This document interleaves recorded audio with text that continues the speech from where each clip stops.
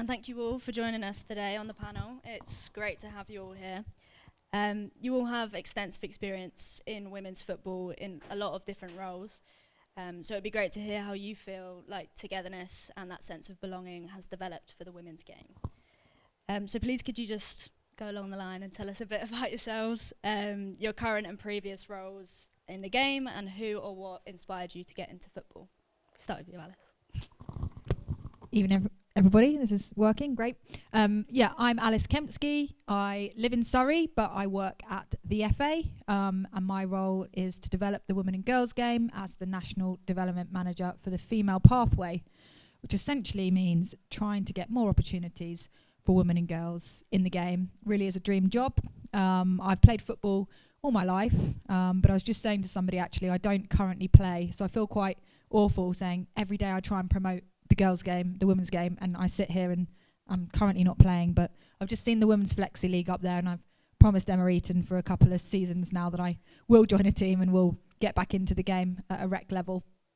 And I was inspired to play actually at primary school when back in the 90s we had a female coach, and I couldn't believe my eyes because all I'd been doing is playing in the playground with the boys, and this female rocked up to deliver our after school sessions, and that was me set. I wanted to be her, I wanted to be a footballer, I wanted to work in the game.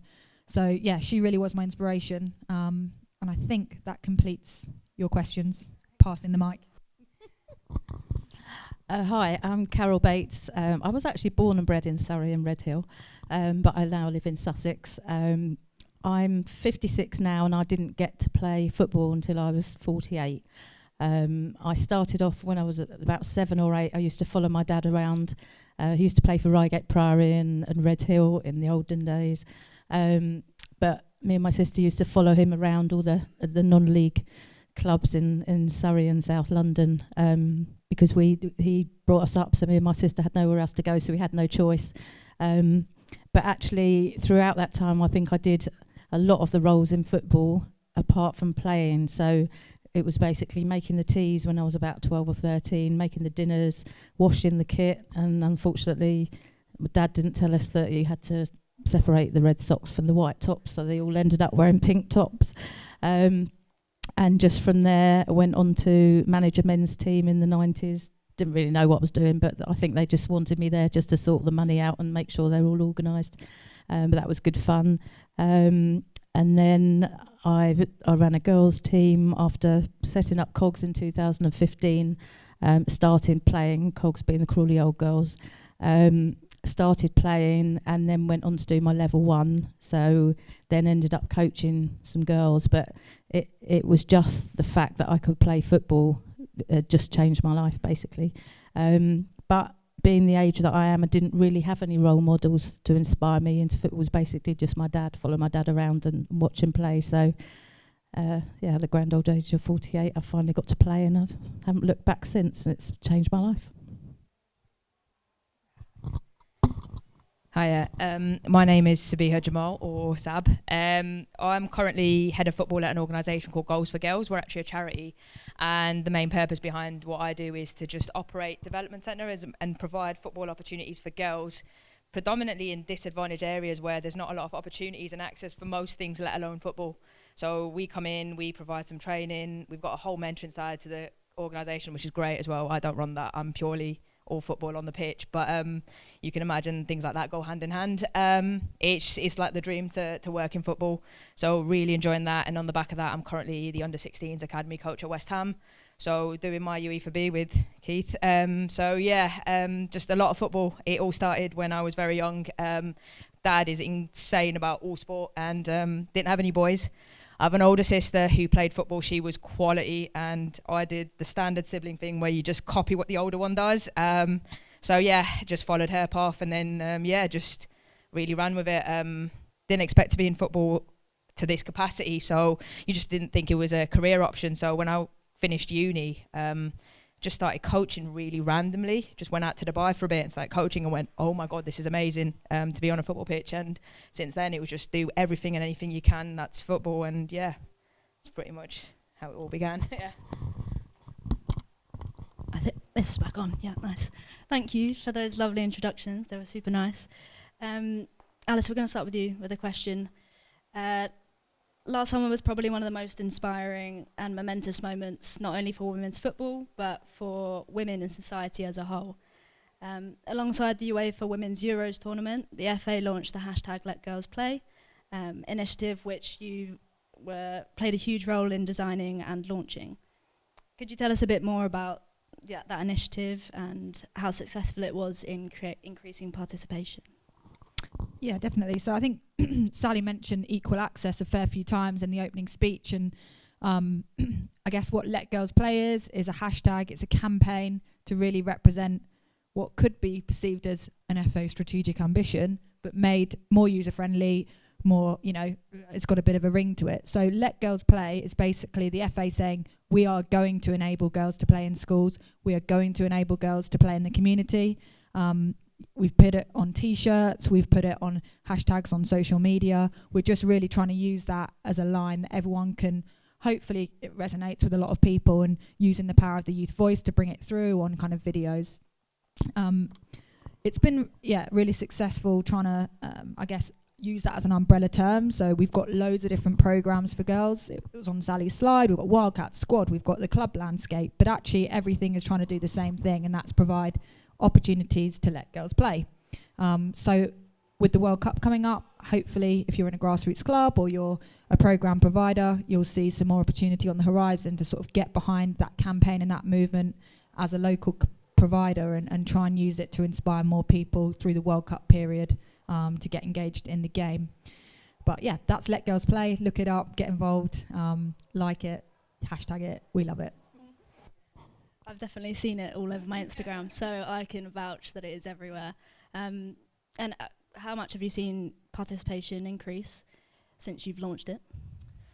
Yeah, I mean, it's gone hand in hand with loads of factors that have helped grow the game. Obviously, the Lionesses' success on the pitch and us trying to connect the grassroots game to that's been really important. And in fact, a couple of the games within the WSL and within the England pathway, we've kind of had a Let Girls Play takeover to really show that connectivity, which I think is pretty unique in the women's game, and something we definitely want to keep. But yeah, participation's increased massively. We've got 12,000 female teams now across the country. We've got over 200,000 players.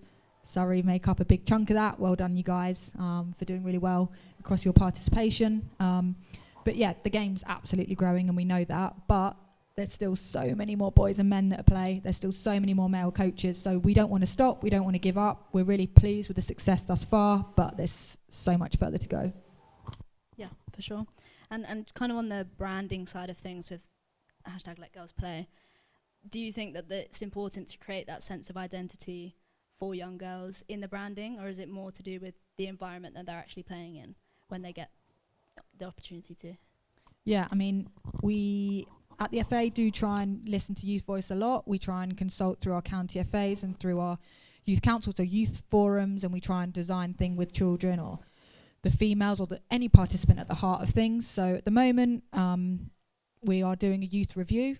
Some of you might be aware of. We tried to communicate it as best we can, whereby we look at the format and the ways that the games are played, but we put participants in the centre of that. So we try and do some testing and try and understand what they want and need, and try and listen as much as possible, which is, it's a big job as a national organisation, but yeah, that's absolutely how we try and shape everything. And so for girls, they need to be at the heart of what we're doing with this movement around Let Girls Play. In schools, we have young leaders that are ambassadors, that are, we call them game changers, for example. And yeah, trying to get that opinion, those thoughts are really important. And yeah, really grateful for kind of youth councils being part of that, the National Youth Council as well. So the more we can work together on these things, the better. Amazing. It's a great initiative, and I can't wait to see it continue to succeed. Moving on to Carol, if we don't mind passing the mic down. As you said, you're the founder of the incredible club, the Crawley Old Girls, or COGS, where you provide fun, recreational football for women, more specifically those from the mixed generation, as it were.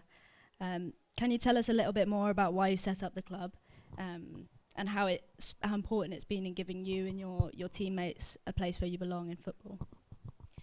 Well, I think back to why did I set it up, and I really can't remember, but at the time I was chair of the Crawley Town Supporters Alliance, and we had a lot to do with the the community foundation. And at the time, they were setting up a session for girls, 14 plus, and I've always loved football anyway, and sort of I think having that connection, I just thought, oh, I'm getting a bit older now, and maybe I can just try and have a kickabout. And had played in a charity festival where we had a men's team, and you had to have 2 women in, and you had to play sort of, well, I say play, but we just appeared on the pitch and maybe kicked the ball a few times and thought we were really good.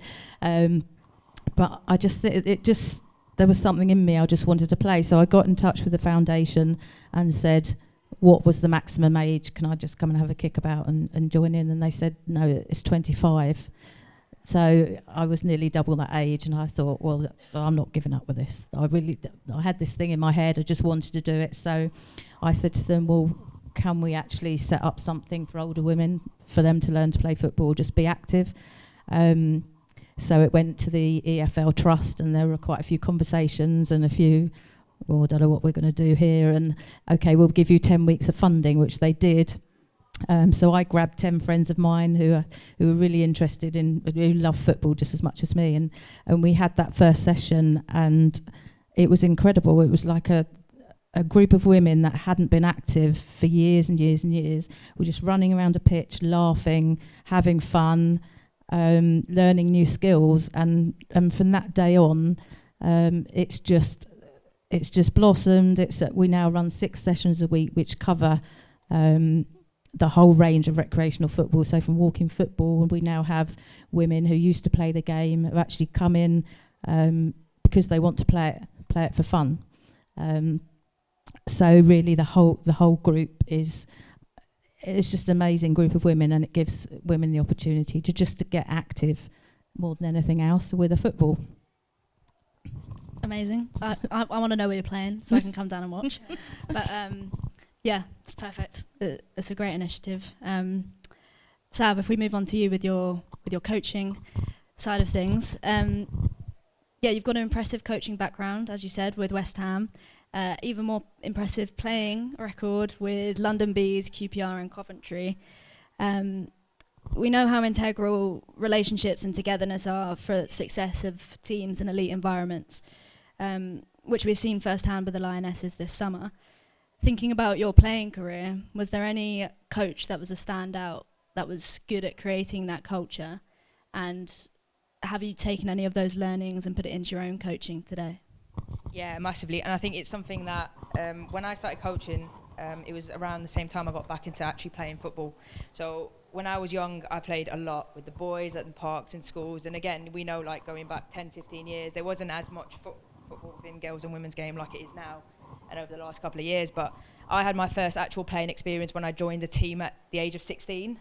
And I went in, and on the ball I was fine, and we used to do loads of these small-sided games, so straight away I was like, oh, I could do this. And then we played our first ever game, full-on 11s, and now if you go from playing 5s or playing street football, I was just deer in headlights, felt like I've never kicked a ball before. And that experience, I remember I tried it out for a month, and I just went, nah, and just dropped out. And I went, there's no way. I've given it a go, thought I was pretty good, maybe, I'm just nowhere near it. And it was that experience, I think, for me. I just stopped playing. I didn't play at uni. That was it. Just didn't. And then at 21, finished uni. Didn't even do anything sport related. It was just so beyond me at that point. And I remember just going out. Again, it was in Dubai. I just flew out after my sister was there. You can see I followed her around quite a lot. But yeah, so one of my best mates was like, you used to love football. And I started playing there just for fun. And they were playing 7-a-side, and I started playing, and I was like, oh my God, I love this. And then through that, all the playing stuff happened, and it was just like, come play here. And then next thing you know, I was getting offered different things, and I went, oh my God. And the regret of those 4 or 5 years, and you were like, if I was coached in an environment that could have helped me.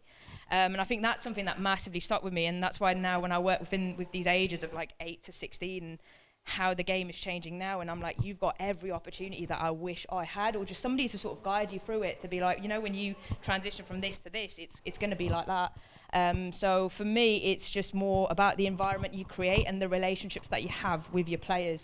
I think regardless of how much technical and tactical knowledge, and I'm very big on like technical detail and stuff like that, but ultimately you want to create this environment that's quite positive, because I feel like that's how your players thrive. And most recently, I've sort of taken a break this season. I had quite the summer. I was training everywhere, and then randomly ended up having like this brain bleed. It was like this whole thing.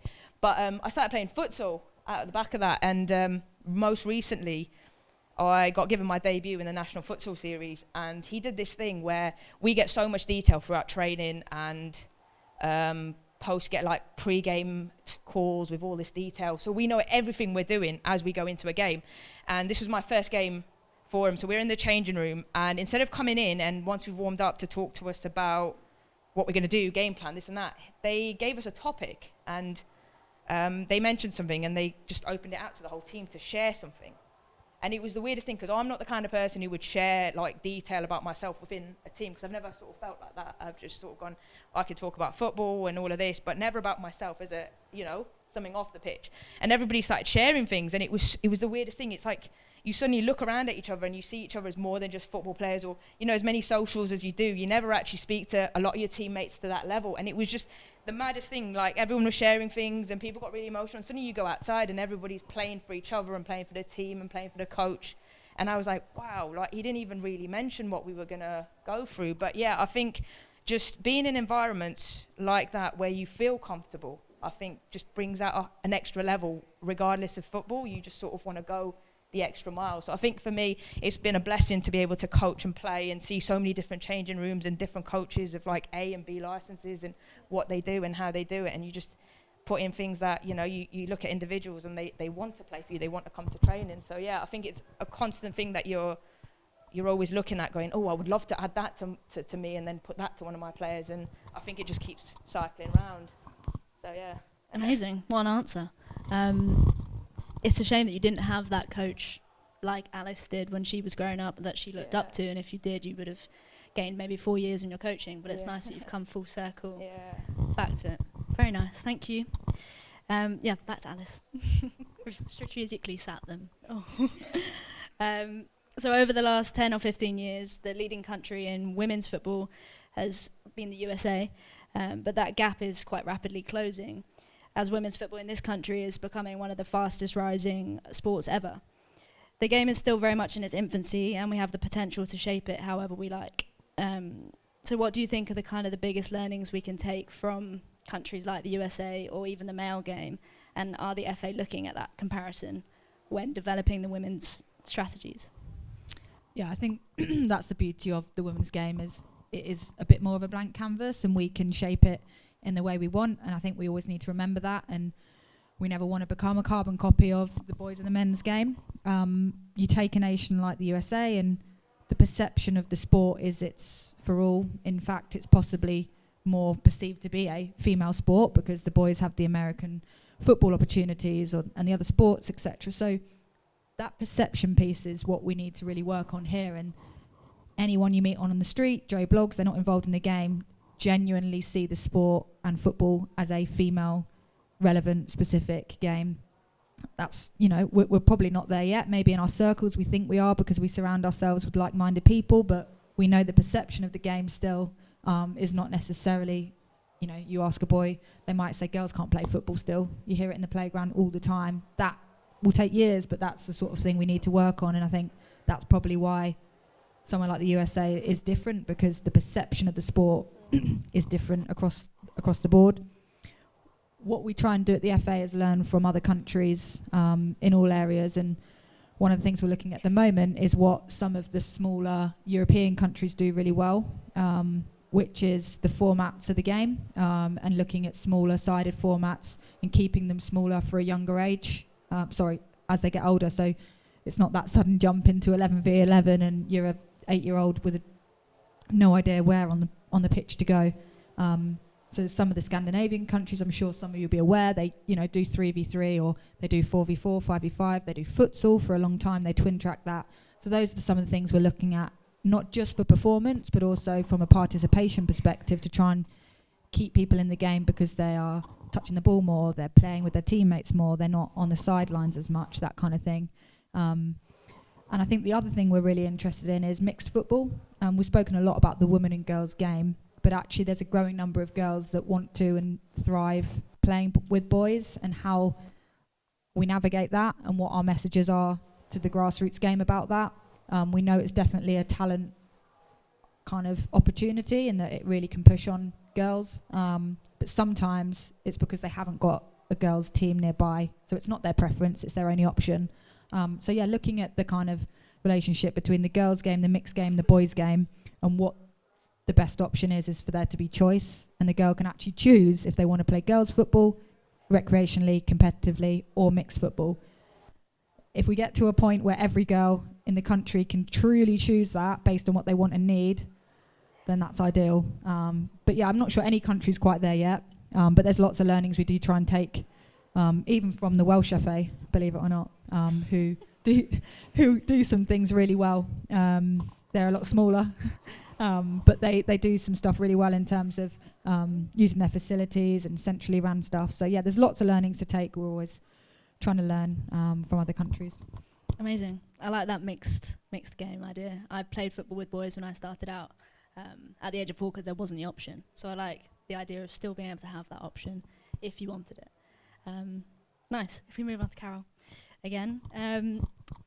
You mentioned the women's walking football and how you're heavily involved in this, not only playing but also coaching. Walking football for women is something that the Surrey FA have really prioritised this season with projects like the Walking Football Showcase, which I know you've taken part in yourself. What role do you think walking football plays in the women's football landscape? Well, I think it's a really important part of the recreational football to start with, because when you say to women of my age, or walking football primarily is for women over 40, and when you say to women of that age, oh, come and play football, the first thing they say is, I don't know anything about football. The second thing they say is, oh, I'm not fit enough to play football. I can't play football. I don't know anything about it. But actually, you're just getting active with a ball at your feet and just walking. So I think the more and more that we can promote that women are getting active, it's not an exercise. I think the one thing I've deleted from my vocabulary is the word exercise, because as soon as you say that to women, they look at it as something that they have to achieve, losing weight, or just the perception of doing exercise maybe put some women off. But I think the opportunity to have walking football as a part of recreational football is at a point where you can bring women into the game as an activity. Whereas with lots of women, as you get older, especially during menopause, there's been lots of talk about menopause. It's really important that women are active.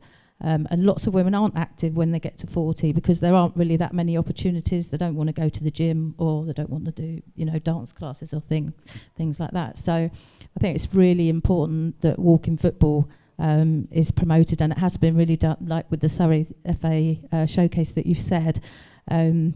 It's essentially it's just for beginners to come and play, and you can just turn up whether you've played football before or not. We do a warm-up, we get everybody warm, and everybody just plays and just enjoys it and just has fun. So I would just say to anybody, if you do run football clubs, not just walking football as well, as if you do have mums on the sideline, find somebody that can just get a ball and just get them kicking a ball around. Anybody can take a playmaker course from age 14 upwards. Just get them active on the sideline while they're watching their children, and just get the interest and get them active. But yeah, walking football is really important. But it's good to have different opportunities to play. So walking football, running football, futsal, soccer size. There are so many different options that you can play. Nice. And I know we chatted about it a bit earlier, but it sounds like it's really taken off.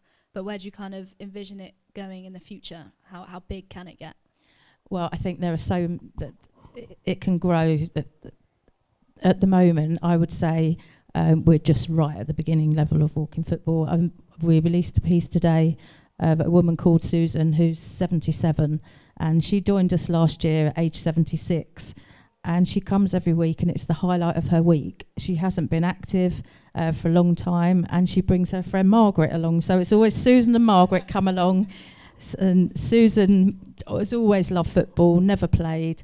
And she comes along, and you just wouldn't. And we've got a woman who's 67. You just wouldn't think that they are that age, because when they get on the pitch, they just change, and they're just having fun, and they're just kicking the ball around. And Susan, she loves to get in a tackle, although you're not allowed to do that in walking football, so we have to just calm her down a bit. But Margaret's very, very sort of quaint, and she likes to sort of walk around. But that's why you have to have walking football as a... There are two sides in walking football, really. There's a very competitive side that there's a lot of stuff going on with international, I say international, but in quotes. So there is a competitive side, but walking football really should be recreational and fun side, so that you are getting women. I mean, if you see some of the women, you wouldn't think they'd, be playing football, but they come along and they just love it. And as they say, they come along together as friends. It's the highlight of their week. And we need to be providing opportunities for women as they age to be active, because there are other benefits, obviously, with, you're trying to prevent diseases, and obviously that helps the NHS and the knock-on effect and things like that. So anyone who wants to get some walking football sessions up, I'd say just get involved. Just go for it. Just do it. Nice stuff. Okay, perfect. We'll move on to Sab for one more question. So myself and Megan, who's leading our second panel today, are both part of the Surrey FA Youth Forum.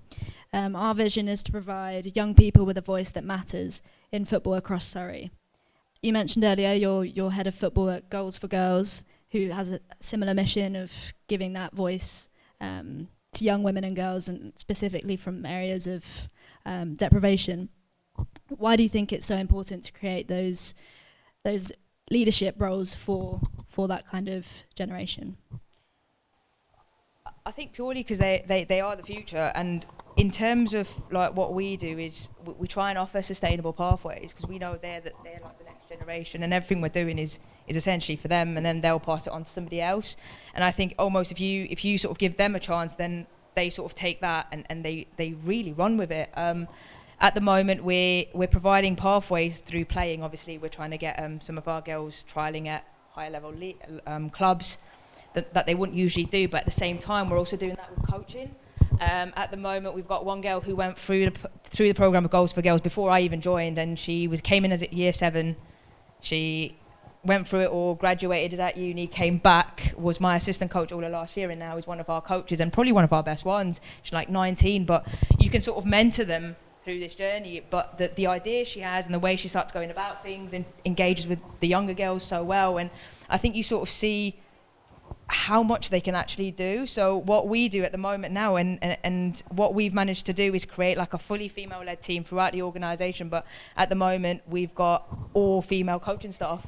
And what we're trying to do is really say, well, if you are an aspiring coach, whatever age you are, if you've got the personality and it's something that you genuinely want to do, we will provide you the pathway of courses and all sorts. And you realise how much, with young people, I don't know whether it's the energy, I know I was the same when I was a lot younger, where you're like, I'm going to do everything, and let's do this, and let's do that. And they sort of have all the ideas, and they just sort of, honestly, easier to manage as well, I feel. So I'm really enjoying what we're sort of doing, where you sort of get people through the program, and it's sustainable that they come back. And I think when they want to come back in and do the same for the next generation, it's almost like this domino effect of just mentors going on, and and then they get the next generation, and then that one ideally is what you want to create. But essentially, I think they're the ones who are living in what's happening at the moment, so you sort of want to give them the voice so that they can talk for the people that are there, and then we're the ones in the power to maybe make things happen. So they go, oh, this would be really good, and you're like, okay, cool, let's give that a go. So I think they come from the right place, and